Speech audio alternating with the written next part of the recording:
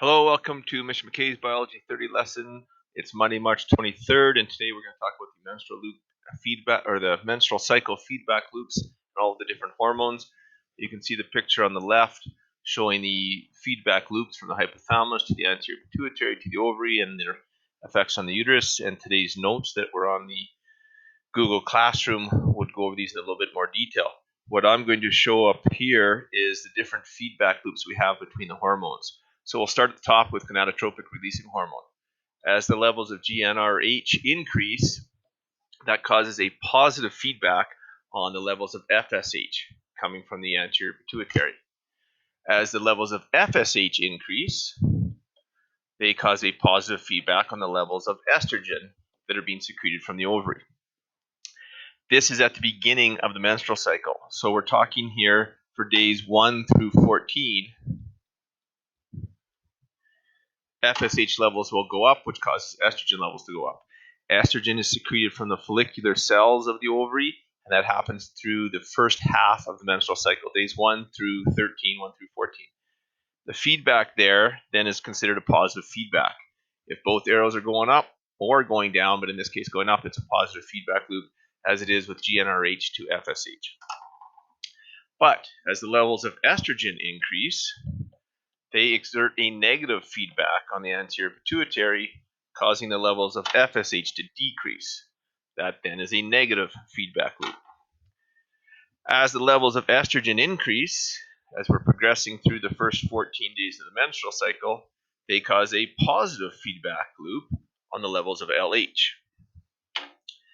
Levels of LH increase, they cause a positive feedback loop on the levels of progesterone.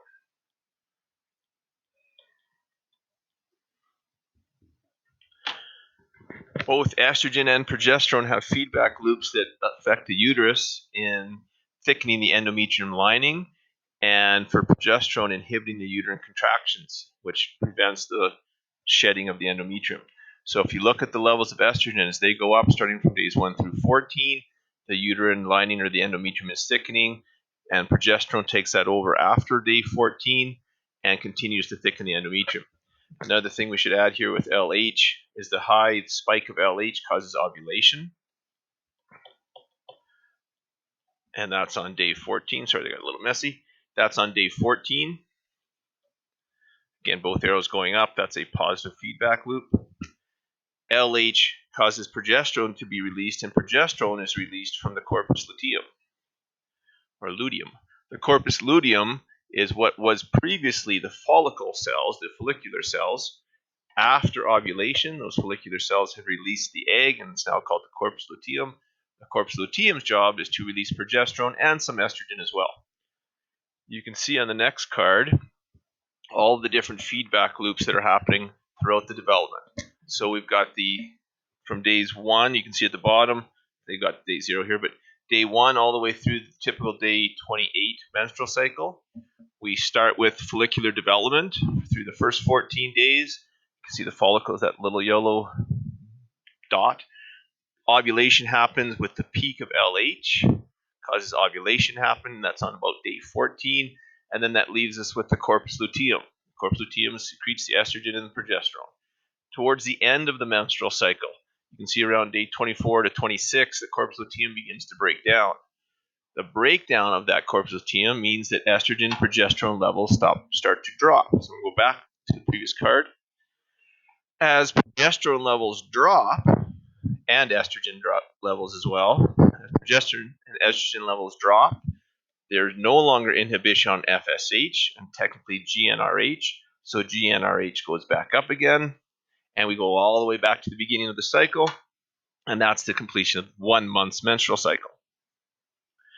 Just one last thing to point out here, you can see the bottom of this graph, the endometrial cycle, you can see the thickening of the endometrium.